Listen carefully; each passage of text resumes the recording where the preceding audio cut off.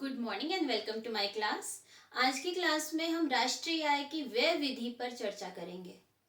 इस विधि के अंतर्गत अर्थव्यवस्था के सभी क्षेत्रकों के द्वारा किए गए कुल अंतिम व्यय के रूप में राष्ट्रीय आय की गणना करते हैं। हमने पहले ही पढ़ा हुआ है, राष्ट्रीय आय किसी एक लेखा वर्ष में एक क्षेत्र में उत्पादित सभी अंतिम वस्तुओं और सेवाओं के मूल्य के कुल जोड़ को कहते हैं। अगर हमें देश की जीडीपी एमपी कैलकुलेट करनी है तो हम उस देश के सभी अंतिम उत्पादों सभी अंतिम वस्तुओं सेवाओं के मूल्य को जोड़ देंगे तो हमारी जीडीपी एमपी आ जाएगी। लेकिन जीडीपी एमपी की गणना करने का दूसरी विधि है कि हम उन उत्पादित वस्तुओं सेवाओं पर किए गए व्यय को भी जोड़ेंगे, तब भी हम उन वस्तुओं का मूल्य कैलकुलेट कर सकते हैं। हमने पढ़ा है कि फर्म सेक्टर क्या करता है, वस्तु प्लस सेवा इनका निर्माण करता है, वस्तु और सेवा का निर्माण करता है, गुड्स एंड सर्विसेज का। अब इनके मूल्य का जो कुल जोड़ होता है, जो वस्तुएं सेवाएं देश में उत्पादित की गई हैं, इनके मूल्य का कुल जोड़ ही देश के सकल घरेलू उत्पाद होता है बाजार कीमत पर। तो अगर हमें सकल घरेलू उत्पाद जो कि इस वस्तु और सेवाओं के का मूल्य का कुल जोड़ है, इसे हमें ज्ञात करना है, तो इन पर किए गए हम व्यय को अगर जोड़ देंगे तब भी वैल्यू हमारी जीडीपी एमपी आ जाएगी। तो व्यय कौन कौन करता है? सबसे पहले परिवार क्षेत्र। अर्थव्यवस्था के बहुत सारे क्षेत्रक होते हैं।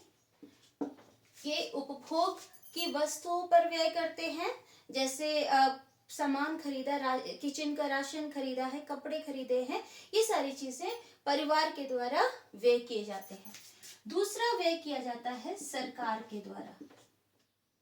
देश की सरकार भी बहुत सारी वस्तुओं और सेवाओं को खरीदती है, जिसके बदले में वो मूल्य देती है, और उसके द्वारा किया गया व्यय भी हम जोड़ते हैं।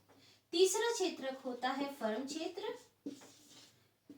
फर्म क्षेत्रक उत्पादन का कार्य करता है, लेकिन उत्पादन का कार्य करने के लिए वो बहुत सारी मशीनें निवेश करता है। मशीन खरीदेगा, बिल्डिंग खरीदेगा, लैंड खरीदेगा, तो ये सारी चीजें भी फर्म के द्वारा किए गए व्यय को दर्शाती हैं। इसके बाद आता है विदेश क्षेत्रक, विदेशी क्षेत्रक। अन्य देशों के नागरिक भी हमारे देश में उत्पादित वस्तुओं और सेवाओं को खरीदते हैं, तो इसका अर्थ है कि विदेशियों ने हमारे देश में उत्पादित जो वस्तुएं खरीदी हैं उस पर किए गए व्यय को भी हम जोड़ देंगे। तो इसका अर्थ है कि हमने जब इन चारों क्षेत्रकों के द्वारा जो भी व्यय किया गया है इसे हम जोड़ देंगे तो इसका मूल्य भी जीडीपी एमपी होगा। तो अगर हम इसको लिखना चाहें दूसरी तरीके से लिख सकते हैं, कुल व्यय जिन भी सेक्टर्स के द्वारा किया गया है इज इक्वल टू समेशन मूल्य किस चीज का, ब्रैकेट में हम जी एंड एस लिख देते हैं, गुड्स एंड सर्विस। तो जितना भी कुल व्यय किया गया है वो मूल्य होता है गुड्स एंड सर्विसेज के, और ये वैल्यू आती है हमारे देश की जीडीपी एमपी। तो अगर हमें जीडीपी एमपी की गणना करनी है तो अर्थव्यवस्था के सभी क्षेत्रकों के द्वारा किए गए व्यय को हम जोड़ देंगे तो वैल्यू हमारी जीडीपी एमपी आएगी। इसके स्टेप्स एक बार हम डिस्कस कर लेते हैं। तो सबसे पहले इसके चरण हम डिस्कस करेंगे कि व्यय विधि से राष्ट्रीय आय की गणना के कौन से चरण होते हैं। पहला चरण है कि हम जितने भी क्षेत्रक हैं अर्थव्यवस्था के, उन क्षेत्रकों को हम चिन्हित करेंगे। सबसे पहले क्षेत्रकों को चिन्हित करेंगे, आइडेंटिफाई करेंगे कि कौन कौन से क्षेत्रक हैं, और उसके बाद उन क्षेत्रकों के द्वारा किए गए व्यय को हम जोड़ेंगे। तो क्षेत्रक कौन कौन से हो गए हमारे? परिवार क्षेत्रक हो जाएगा, सरकारी क्षेत्रक, तीसरा फर्म या फिर हम इसको बिजनेस क्षेत्रक बोल सकते हैं या व्यापार क्षेत्र, और चौथा है विदेशी क्षेत्रक। ये चार क्षेत्रक हम पहले चिन्हित करेंगे कि इसके बाद हम इन चारों क्षेत्रकों के द्वारा किए गए व्यय को देखेंगे। सेकंड स्टेप क्या हो गया, इन क्षेत्रकों के द्वारा, इन क्षेत्रकों के व्यय को हम कैलकुलेट करेंगे। इन सभी क्षेत्रकों ने जितना व्यय किया है उसके हम मूल्य को जो कुल जोड़ेंगे, जो भी इन्होंने व्यय किया है व्यय को जोड़ेंगे, कुल व्यय को जोड़ेंगे और इसकी वैल्यू इस तरीके से हम कैलकुलेट करेंगे जीडीपी एमपी। अब जब हमारे पास जीडीपी एमपी आ गई है, ये तो सकल घरेलू उत्पाद बाजार कीमत पर है, लेकिन अगर हमें राष्ट्रीय आय की गणना करनी है तो राष्ट्रीय आय एनएनपीएफसी होता है, तो उसका हम फिर फॉर्मूला लिखेंगे एनएनपीएफसी और जीडीपी एमपी से हम माइनस करेंगे, ये वैल्यू सकल में है, ये हमें शुद्ध में चाहिए, तो वैल्यू माइनस करेंगे सीएफसी, डोमेस्टिक या घरेलू है, हमें राष्ट्रीय चाहिए, प्लस करेंगे एनएफआईए।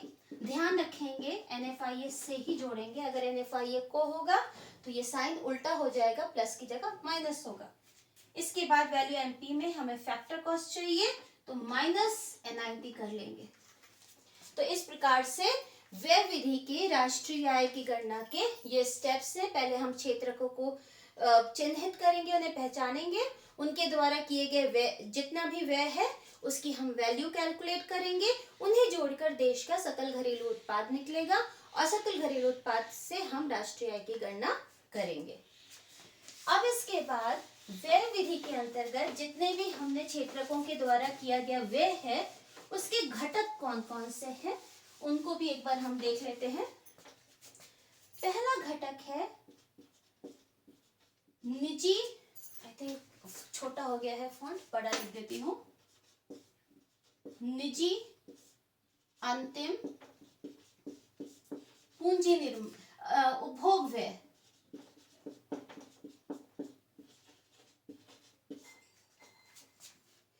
निजी जैसे बात नाम से क्लियर है, निजी का अर्थ है कि ये जो उपभोग व्यय किया गया है यह निजी क्षेत्र के द्वारा किया गया है, सरकार के द्वारा नहीं। दूसरा ये वर्ड है उपभोग।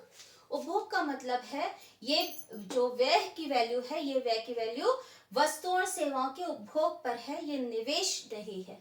इसको हम जब कैलकुलेशन में लिखेंगे हम इसका इंग्लिश फॉर्म भी लिख देते हैं, प्राइवेट फाइनल कंजम्पशन एक्सपेंडिचर।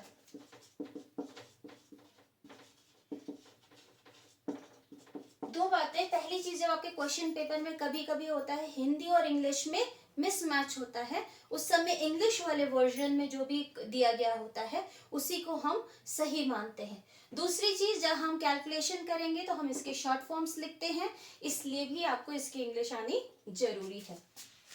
तो P for private final consumption expenditure, तो हम निजी अंतिम उपभोग व्यय का फुल फॉर्म है private final consumption expenditure, PFCE। इसके अंतर्गत दो तरीके के व्यय कैलकुलेट होते हैं, एक तो परिवारों के द्वारा किया गया व्यय और दूसरा होता है NPISH। ये अकाउंटिंग में इस वर्ड को यूज किया जाता है, इसकी हिंदी है, इंग्लिश में पहले मैं पूरा लिख देती हूँ, non profit institutions serving household.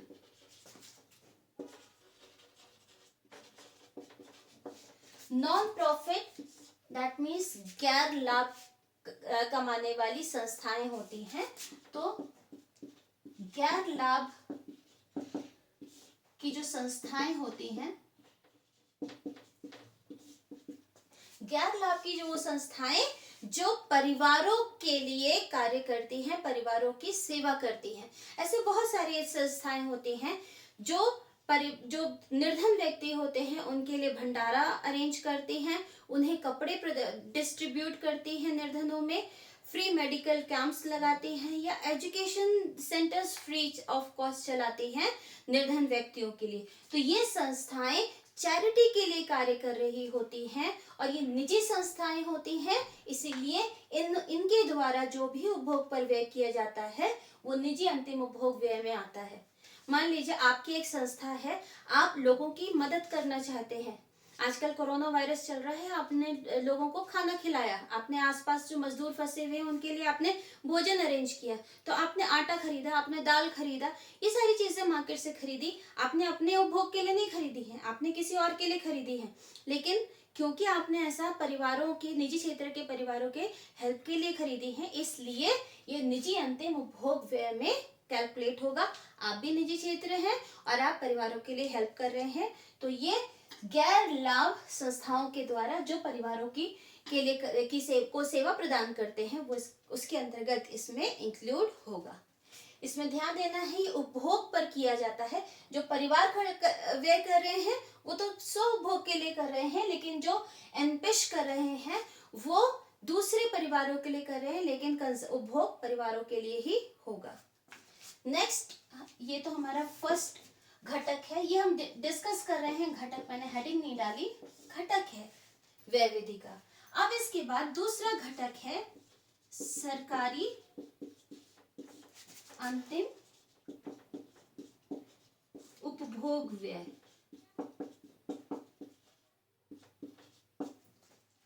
अब यहाँ पर जो उपभोग पर व्यय किया जा रहा है वो सरकार के द्वारा किया जा रहा है। सरकार बहुत सारे गवर्नमेंट के एडमिनिस्ट्रेटिव डिपार्टमेंट्स चलाती है, जैसे देश में लॉ एंड ऑर्डर मेंटेन करने के लिए पुलिस सेवाएं प्रदान करती है, देश की रक्षा, देश की संप्रभुता की रक्षा के लिए डिफेंस सर्विसेज आर्मी को मेंटेन करती है। इसी तरीके से मानव पूंजी निर्माण के लिए शिक्षा और स्वास्थ्य की सेवाएं प्रदान करती है। ऐसे बहुत सारे लोग होते हैं जो निजी क्षेत्र की शिक्षा और स्वास्थ्य की सेवाओं को अफोर्ड नहीं कर सकते, तो गवर्नमेंट उनके लिए निःशुल्क विद्यालय चलाती है या फिर बहुत कम कीमत पर इस तरह के विद्यालय चलाए जाते हैं। तो ऐसी स्थिति में सरकार ये जो व्यय कर रही है ये सामाजिक कल्याण के लिए है। तो सरकार के द्वारा समाज कल्याण के लिए जो व्यय किया जाता है उसे उपभोग व्यय में कैलकुलेट करते हैं। इसमें दो चीजें इंक्लूड होती हैं। पहला है कर्मचारियों का पारिश्रमिक।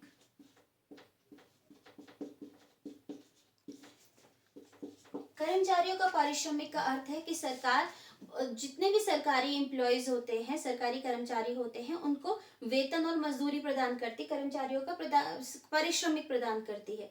तो वो इस सरकार के उपभोग व्यय में आता है। जैसे एक सरकारी शिक्षक की सैलरी हो गई, एक पुलिस वाले की सैलरी हो गई, आर्मी ऑफिशियल की सैलरी हो गई, सारी चीजें सरकार के उपभोग व्यय में आती हैं। दूसरा है सरकार के द्वारा किया गया मध्यवर्ती उपभोग। मध्यवर्ती उपभोग सरकार बहुत के जो डिपार्टमेंट्स चलते हैं, सरकार अपने विभाग चलाती है, उन विभागों में रोजमर्रा के बहुत सारे खर्चे होते हैं, जैसे स्टेशनरी का, पेपर का, पेन का, पेन्स का, स्टेपलर का, इन सब का खर्चा होता है। बिजली के उपभोग पर किया गया खर्चा होता है। इस तरह से सरकार जब अपने विभाग को चलाती है उसके लिए जो मध्यवर्ती चीजों का उपभोग होता है वो भी सरकारी अंतिम उपभोग व्यय में इंक्लूड होगा। नेक्स्ट है, इसमें ध्यान रखना है सरकार के द्वारा निवेश का व्यय इसमें इंक्लूड नहीं हुआ है, सिर्फ उपभोग के व्यय को ही हम इंक्लूड करेंगे। तीसरा घटक है,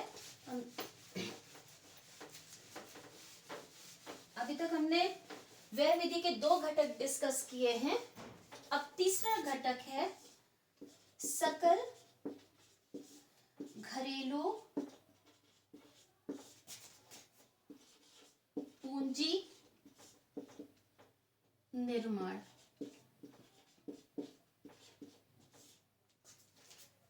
सकल से हमें ये क्लियर है कि इसके अंदर मूल्यह्रास या फिर CFC इंक्लूडेड है, तो इससे हम जो भी वैल्यू आंसर में आएगी वो वैल्यू भी सकल में ही आएगी। घरेलू का मतलब है ये जो पूंजी का निर्माण हुआ है ये घरेलू सीमा के अंतर्गत हुआ है। हमने घरेलू सीमा अपने नेशनल इनकम बेसिक कॉन्सेप्ट्स में डिस्कस किया हुआ है। पूंजी निर्माण का अर्थ है कि जो नया निवेश किया गया है, पूंजीगत वस्तुओं की खरीद पर जो व्यय किया गया है, उसे बोलते हैं पूंजी निर्माण। पूंजी निर्माण देश की पूंजी में वृद्धि को दर्शाता है। जैसे प्लांट, मशीन, बिल्डिंग आदि, जो बिजनेस फर्म्स मशीन्स बनाते हैं, मशीन्स लगाते हैं, या फिर नई बिल्डिंग बनाते हैं, नई भूमि खरीदते हैं, उत्पादक गतिविधि को पूरा करने के लिए, वस्तुओं और सेवाओं के उत्पादन के लिए। तो ये सारी चीजें हमारी घरेलू पूंजी निर्माण में आती हैं। इस घरेलू पूंजी निर्माण के घटक हैं, 30 क्षेत्रकों के द्वारा ये पूंजी निर्माण किया जाता है। पहला है सकल व्यापारिक पूंजी निर्माण, या हम इसको बिजनेस भी कहते हैं, पूंजी निर्माण।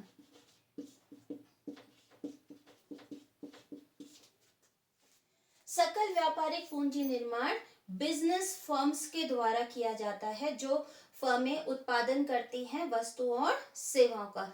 उदाहरण के लिए रिलायंस ने एक नई मशीन खरीदी, तो वो आ जाएगा सकल व्यापारिक पूंजी निर्माण के अंतर्गत। इसके बाद आता है, नेक्स्ट आता है सकल सरकारी, इसको हम सार्वजनिक कहते हैं। इनफैक्ट सार्वजनिक का अर्थ सरकारी ही होता है। सकल सार्वजनिक पूंजी निर्माण, यह पूंजी निर्माण सार्वजनिक का अर्थ है सरकार के द्वारा। सरकार देश में बहुत सारी उत्पादक गतिविधि करती है, बहुत सारा निवेश करती है। जैसे नया पावर प्लांट, यानी कि बिजली बनाने का एक नया प्लांट लगाया है, या फिर नई रोड बनाई है, डैम्स बनाए हैं, फ्लाईओवर्स बनाए हैं, ये सारे ही देश के विकास में योगदान देते हैं। तो ये जो निवेश होता है, ये सार्वजनिक निवेश के अंतर्गत आता है, क्योंकि इस पर जो व्यय किया जाता है वो सरकार के द्वारा किया जाता है। और थर्ड इसमें इंक्लूड होता है सकल रिहायशी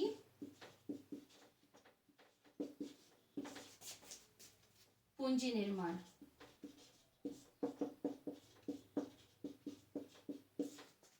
ये रिहायशी का अर्थ है जो रहने के लिए जो बिल्डिंग्स बनाई जाती है, अपार्टमेंट्स बनाया जाता है, इसको सकल रिहायशी निर्माण निवेश भी कहते हैं। जैसे आपने एक लैंड खरीदा, आपने घर बनाया, तो आपने क्या किया, वो लैंड, वो घर अपने रहने के लिए बनाया है, लेकिन वो निवेश है, क्योंकि वो पूंजी का निर्माण हो रहा है, स्थिर पूंजी का निर्माण हो रहा है। तो इसलिए सकल घरेलू पूंजी निर्माण में ये तीनों चीजें इंक्लूड होंगी। ये जो हमने देखा है, ये तीन चीज होती है सकल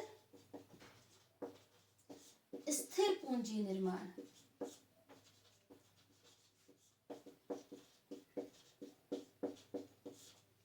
क्योंकि ये सारी चीजें जो हमने डिस्कस की हैं, ये मूव करने वाली नहीं है। सकल स्थिर, हम यहाँ पे भी स्थिर वर्ड यूज कर सकते हैं, सकल स्थिर व्यापारिक पूंजी निर्माण, जो फर्मों ने लैंड, बिल्डिंग आदि पर व्यय किया है। सकल स्थिर सार्वजनिक पूंजी निर्माण, सरकार ने जो रोड्स और डैम्स वगैरह बनाए हैं।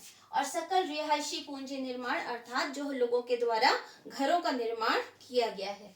तो सकल स्थिर, ये तीन मिलके बनते हैं सकल स्थिर पूंजी निर्माण। तो सकल घरेलू पूंजी निर्माण का पहला घटक है सकल स्थिर पूंजी निर्माण।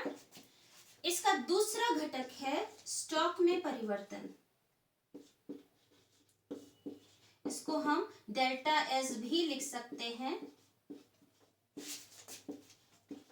इसका फॉर्मूला है अंतिम स्टॉक माइनस आरंभिक स्टॉक।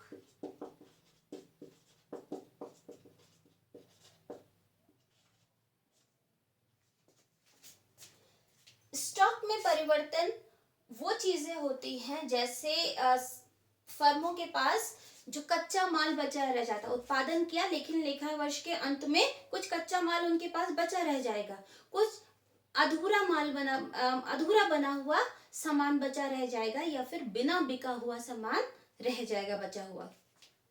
तो जब हमारा लेखा वर्ष अंत का एंड होता है, जैसे अगर 31 मार्च को हमारा लेखा वर्ष खत्म हो रहा है, तो 31 मार्च को कुछ ना कुछ स्टॉक बचा रह जाता है, उसे हम स्टॉक में परिवर्तन के रूप में जोड़ते हैं।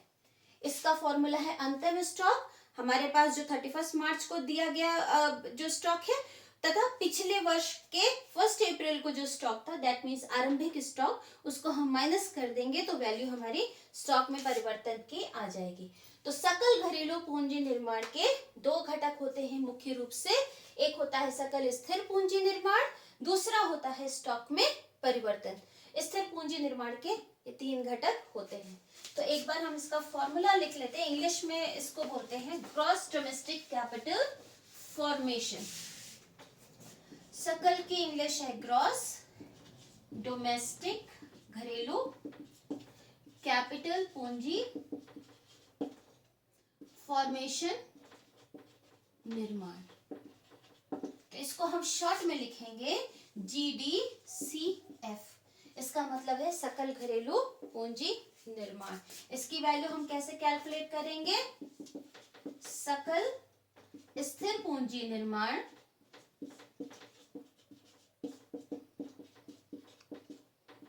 Plus delta S। तो हमें ये इक्वेशन या फॉर्मूला हमें याद रखना होगा, क्योंकि अगर आपके प्रश्न पत्र में स्ट्रेट अवे सकल घरेलू पूंजी निर्माण नहीं दिया है, तो ये जो घरेलू कभी नहीं दिया होता है, स्थिर अलग देते हैं और स्टॉक में परिवर्तन अलग देंगे। तो फिर यहाँ पे अगर हमें इस घरेलू पूंजी निर्माण निकालना है, तो इसमें हम दोनों चीजें ऐड करेंगे, एक स्थिर पूंजी निर्माण प्लस डेल्टा S। तो घरेलू पूंजी निर्माण 2 चीजों से मिलके बनता है। तो ये फॉर्मूला आ जाएगा, इसमें सकल स्थिर पूंजी निर्माण प्लस डेल्टा S। कभी कभी क्वेश्चन में डेल्टा S भी नहीं दिया होगा, स्टॉक में परिवर्तन नहीं दिया होगा, आरंभिक स्टॉक और अंतिम स्टॉक अलग अलग दिया होगा, तो फिर हम स्टॉक में परिवर्तन कैलकुलेट करेंगे। एक चीज इसमें हमें ध्यान देनी है, ओके, उसको बाद में डिस्कस करेंगे। पहले हम चौथा घटक डिस्कस कर लेते हैं। चौथा घटक है शुद्ध निर्यात। निर्यात का अर्थ होता है हमारे द्वारा अन्य देश में अपनी वस्तुओं को बेचना, वस्तु और सेवाओं को बेचना। शुद्ध निर्यात को हम लिखते हैं NX, और इसका फॉर्मूला है निर्यात माइनस आयात। क्योंकि विदेशों में रहने वाले लोग हमारे देश में उत्पादित वस्तुओं को खरीदते हैं, तो इसलिए हम निर्यात के मूल्य को तो ऐड करेंगे। लेकिन अगर हमारे देश के लोगों ने बाहर किसी अन्य देश में उत्पादित वस्तु को खरीदा है, तो इसका मतलब हुआ वो ये वाला जो व्यय किया गया वो हमारे देश में उत्पादित वस्तु पर किया गया व्यय नहीं है, बल्कि किसी अन्य देश में उत्पादित वस्तुओं पर किया गया व्यय है। इसीलिए हम आयात के मूल्य को इसमें से माइनस करते हैं। तो इस प्रकार से शुद्ध निर्यात का मतलब है कि जो विदेशियों ने हमारे देश में वस्तु खरीदी है वो हम ऐड करेंगे, और जो हमने विदेशी वस्तुएं खरीदी हैं उसको हम माइनस करेंगे। इस तरह से हमारी वैल्यू शुद्ध निर्यात की आ जाएगी। कभी कभी क्वेश्चन में शुद्ध आयात दिया होता है, ये सारी चीजें हम ऐड करते हैं। तो अगर हमें क्वेश्चन में शुद्ध आयात दिया होता है, तो उसका फॉर्मूला होता है आयात माइनस निर्यात, दैट इज, ये होता है आयात इंपोर्ट और निर्यात होता है एक्सपोर्ट। अगर हमें प्रश्न में शुद्ध आयात दिया हुआ है, इसका मतलब है कि ये शुद्ध निर्यात का उल्टा है। ऐसी स्थिति में यहाँ पे हमने प्लस साइन लगाया है, तो यहाँ पे हमारा शुद्ध आयात में साइन माइनस हो जाएगा। इसे हमें घटाना होगा, क्योंकि एक्सपोर्ट को हम ऐड करेंगे तो माइनस और माइनस मिलकर प्लस हो जाएगा, दूसरी इंपोर्ट को हम माइनस करेंगे तो फिर ये वैल्यू हमारी माइनस में आएगी। तो ये चारों घटक थे। अगर हमने इन चारों घटक को जोड़ दिया तो हमारे देश की GDP MP, सकल घरेलू उत्पाद, बाजार कीमत पर कैलकुलेट हो जाएगा। एक बार हम फिर एक साथ सारी चीजें लिख के देख लेते हैं।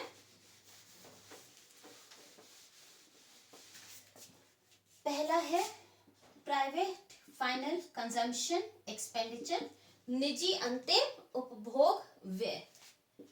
दूसरा है गवर्नमेंट फाइनल कंजम्पशन एक्सपेंडिचर, सरकारी अंतिम उपभोग व्यय। तीसरा मैं पूरा लिख देती हूँ, वैसे ग्रॉस डोमेस्टिक कैपिटल फॉर्मेशन है, मैं इसको पूरा लिख दे रही हूँ, सकल घरेलू पूंजी निर्माण। और इसके दो पार्ट्स होते हैं। पहला होता है स्थिर पूंजी, सकल स्थिर पूंजी निर्माण, पूंजी निर्माण प्लस डेल्टा एस। कभी कभी प्रश्न में और इसके बाद आता है शुद्ध निर्यात। इन चारों को हम जोड़ेंगे तो वैल्यू हमारी आ जाएगी सकल घरेलू उत्पाद बाजार कीमत पर। कभी कभी प्रश्न में ये वैल्यू हमारी सकल में नहीं दी होती है, ये वैल्यू शुद्ध में दी होती है। जैसे शुद्ध घरेलू पूंजी निर्माण, और अगर पूंजी निर्माण सीधे सीधे नहीं दिया है तो यहाँ पे दे सकते हैं शुद्ध स्थिर पूंजी निर्माण प्लस डेल्टा एस। तो अगर वैल्यू हमारी शुद्ध में दी गई है तो हमारा जो यहाँ पे आंसर आएगा वो भी शुद्ध में आएगा, एन में आएगा, तो वैल्यू हमारी उस समय आएगी एनडीपी एमपी। तो अगर क्वेश्चन में वैल्यू सकल में है, दैट इज जीडीसीएफ दिया गया है, तब तो हमारा आंसर जीडीपी एमपी आएगा। लेकिन अगर यहाँ सकल की जगह शुद्ध घरेलू पूंजी निर्माण है तो आंसर हमारा एन शुद्ध में आएगा, दैट इज एनडीपी एमपी, शुद्ध घरेलू पूंजी निर्माण बाजार कीमत पर। ये हमारे घटक थे जिससे राष्ट्रीय आय की गणना करते हैं। अब इसके बाद अगर हमें, ये तो हमारी सकल घरेलू उत्पाद बाजार कीमत पर था, अगर हमें राष्ट्रीय आय की गणना करनी है तो इसी में से हम माइनस कर देंगे सीएफसी, प्लस करेंगे एनएफआईए से माइनस एनआईटी, और जो वैल्यू आएगी वो होगी हमारे देश की एनएनपीएफसी। तो इस प्रकार से हम राष्ट्रीय आय की गणना व्यय विधि से करते हैं। हम इस एक न्यूमेरिकल को भी सॉल्व करके देखते हैं। आपको कैलकुलेट करना है शुद्ध घरेलू उत्पाद कारक लागत पर, शुद्ध घरेलू उत्पाद कारक लागत पर, दैट इज एनडीपीएफसी। ये सारे हमारे, आप क्वेश्चन देख लीजिएगा ध्यान से, ये सारी चीजें हमें क्वेश्चन में दी गई हैं। अब इसको हम सॉल्व करके देखते हैं।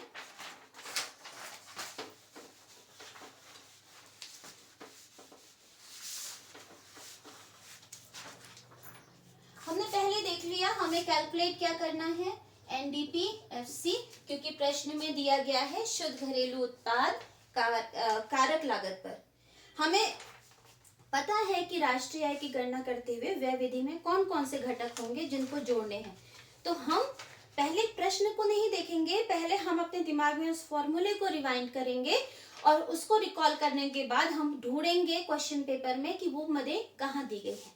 तो हमें पता है पहला आइटम जो उसमें जोड़ते हैं वो है प्राइवेट फाइनल कंजम्पशन एक्सपेंडिचर, अर्थात निजी अंतिम उपभोग व्यय। हमने प्रश्न में देखा पहले नंबर पर ही इसकी वैल्यू दी गई है 8000।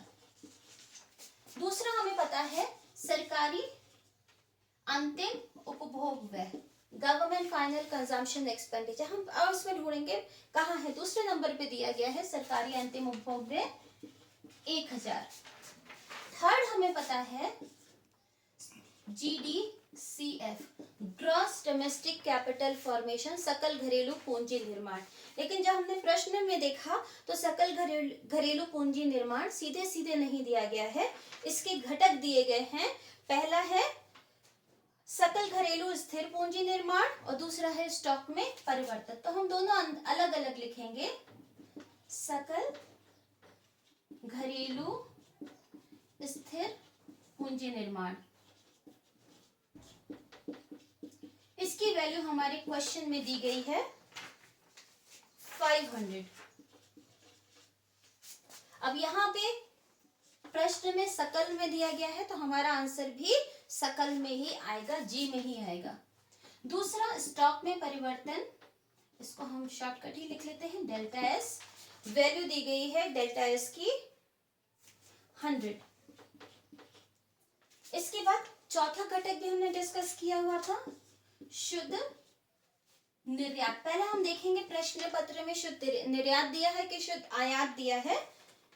अब हम क्वेश्चन पेपर देखते हैं, हम देखते हैं इसमें ना तो निर्यात शुद्ध निर्यात दिया है, ना ही शुद्ध आयात दिया है। निर्यात अलग दिया है, आयात अलग दिया है, तो फिर हम शुद्ध निर्यात की वैल्यू को अलग से कैलकुलेट कर लेंगे। हम चाहे तो यहाँ भी कैलकुलेट कर सकते हैं, लेकिन कभी कभी साइन में प्रॉब्लम आ जाती है, माइनस और प्लस के साइन में गड़बड़ी हो जाती है, तो आंसर हमारा गलत हो जाता है। तो इसलिए बेटर है आप उसको अलग से सॉल्व करिए। तो शुद्ध निर्यात को हम NX लिखते हैं, इसकी वैल्यू है निर्यात माइनस आयात। अब NX कैलकुलेट करने के लिए निर्यात की वैल्यू दी गई है 70, आयात की वैल्यू दी गई है 120, तो इसकी वैल्यू हमारी नेगेटिव आएगी, that is -50। 70 minus 120 is equal to -50। अब हमने यहाँ पे वैल्यू लिख दी, ब्रैकेट में लिखेंगे क्योंकि बाकी हमें इसको ऐड करना है। ये चारों, ये जितने भी हमारे घटक हैं, इन सबको हमने ऐड किया है, तो वैल्यू आएगी GDP MP।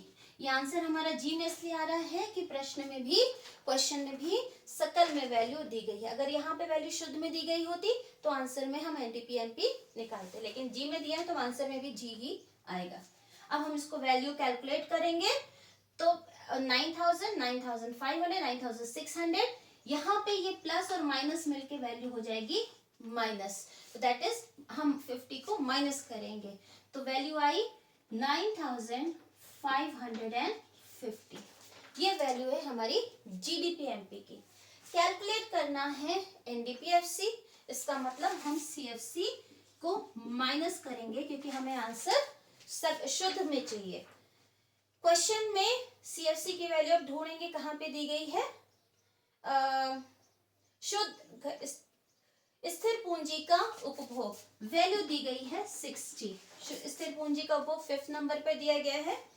इसके बाद यहाँ पे डोमेस्टिक है, ये भी डोमेस्टिक है, इसलिए हमें NFIA को नहीं जोड़ना है। हालांकि आपके प्रश्न पत्र में विदेशों से प्राप्त शुद्ध कारक आय दी गई है, लेकिन हम उसको ऐड नहीं करेंगे, इग्नोर करेंगे। क्वेश्चन में बहुत सारी ऐसी चीजें भी होती हैं जिसे आपको ना तो जोड़ना होता है ना घटाना होता है, उसको इग्नोर कर देना होता है, तो यहाँ पे हम उसे इग्नोर करेंगे। अब यहाँ पे वैल्यू MP में दी गई है, जबकि हमें आंसर FC में चाहिए, तो हमें पता है हमें NIT को माइनस करना है। अब इसमें NIT की वैल्यू को हम ढूंढेंगे, NIT की वैल्यू नहीं दी गई है, तो NIT की जगह हमें अप्रत्यक्ष कर अलग दिया है और सहायकी अलग दी है, तो हम कैलकुलेट करेंगे NIT इज इक्वल टू अप्रत्यक्ष कर माइनस सहायकी। अप्रत्यक्ष कर की वैल्यू दी गई है 700, सहायकी की वैल्यू दी गई है 50, तो NIT का वैल्यू आई है 650। अब यहाँ पे हम माइनस करेंगे 650। अब ये जो वैल्यू आएगी ये होगी हमारी NDP FC। इसका आंसर आ रहा है, कैलकुलेट करेंगे 8840। इस तरीके से हम व्यय विधि से राष्ट्रीय आय की गणना कर सकते हैं। आप कोई भी न्यूमेरिकल सॉल्व कर सकते हैं। जितना आप प्रैक्टिस करेंगे न्यूमेरिकल सॉल्व करने की, उतने ही ज्यादा आपके आंसर करेक्ट आएंगे। इसके अलावा हमें कुछ सावधानियां बरतनी होती हैं जब हम व्यय विधि से राष्ट्रीय आय की गणना करते हैं, तो हम वो सावधानियां भी एक बार डिस्कस कर लेते हैं।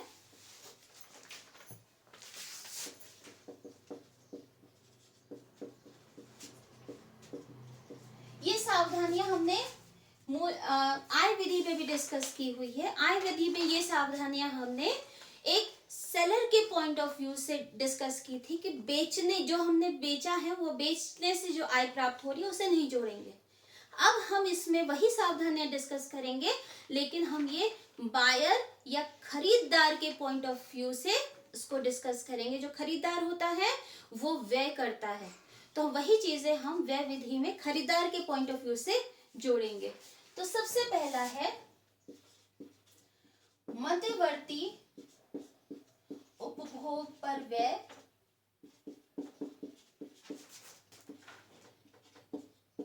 नहीं जोड़ेंगे।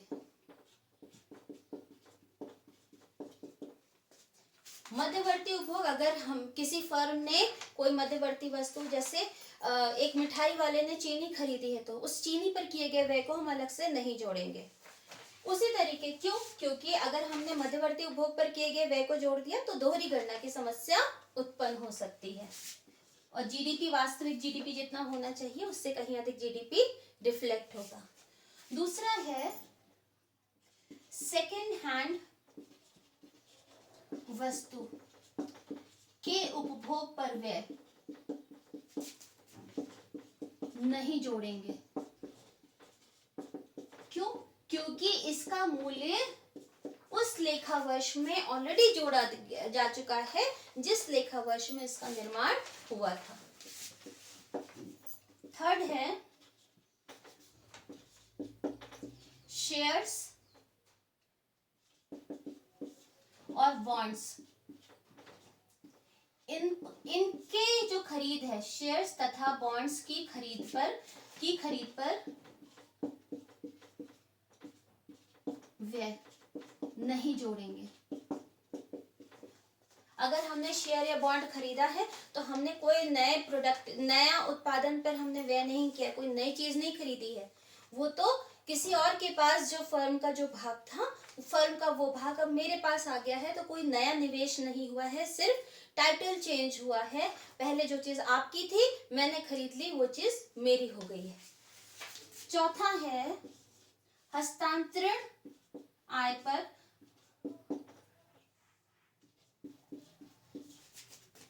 भुगतान पर व्यय नहीं जोड़ेंगे। इसका रीजन क्या है? क्योंकि हस्तांतरण का अर्थ है कि बिना किसी कार्य के जो इनकम, जो पूंजी का भुगतान किया गया है। अगर कोई कार्य नहीं किया है तो इसका अर्थ है कोई उत्पादन नहीं हुआ है, और जब उत्पादन नहीं होगा तो उस मूल्य को हम नहीं जोड़ेंगे। जैसे सरकार के द्वारा दिया गया वृद्धावस्था पेंशन हो गया, या स्टूडेंट्स को दिया गया स्कॉलरशिप हो गया, इनके मूल्य को हम इसमें नहीं जोड़ेंगे। फिफ्थ है इलीगल एक्टिविटी, दैट मीन्स गैर कानूनी। गैर कानूनी एक्टिविटी से जो भी पर किया गया जो व्यय है उसे हम नहीं जोड़ेंगे।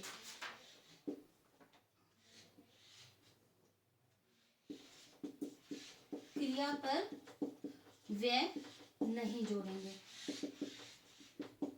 क्योंकि इसका कोई लेखा जोखा नहीं होता है और ये ब्लैक मनी में इंक्लूड हो जाता है।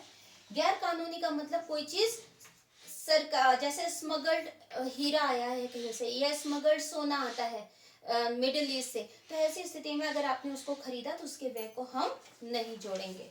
या फिर अन्य कोई इलीगल चीज है, जैसे बहुत सारी इलीगल चीज है, जैसे कट्टा हो गया, पिस्टल हो गई, ये गैर कानूनी तरीके से अगर आप इनको खरीदेंगे तो इनके मूल्य को नहीं जोड़ेंगे। सिक्स्थ है स्व उपभोग की वस्तु को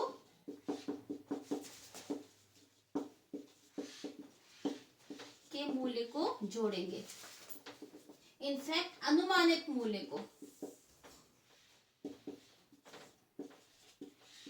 इसको हम जोड़ेंगे। खाली हमने एक ही चीज ऐसी है जो हम जोड़नी है। स्व उपभोग, जैसे आपने अपना घर बनाया है, आप उसमें रह रहे हैं, आप कोई किराए का भुगतान नहीं कर रहे हैं, लेकिन वास्तव में उस किराए का जो अनुमानित मूल्य है उसको हम जोड़ेंगे। या आपने एक किसान ने फसल उगाई है, गेहूं उगाया है, उस फसल को उसने मार्केट में नहीं भेजा, उसका कुछ भाग जो है अपने परिवार के उपभोग के लिए रख लिया है, तो उस भाग के मूल्य को भी जोड़ेंगे जो उसने परिवार के उपभोग के लिए रखा हुआ है। तो इस प्रकार से राष्ट्रीय आय की गणना के लिए व्यय विधि से हम इन सावधानियों को बरतते हैं, जिससे हमारा मूल्य, हमारी जो वैल्यू है वो करेक्ट आए। आप अगर और ज़्यादा वीडियोस भी देखना चाहते हैं तो हमारे इस चैनल को सब्सक्राइब करिएगा। हम आपकी अगर कोई रिक्वायरमेंट है तो आप वो टॉपिक भी डाल सकते हैं, हम डेफिनेटली उस टॉपिक पे भी वीडियो बनाकर आगे पोस्ट करेंगे। Thank you so much.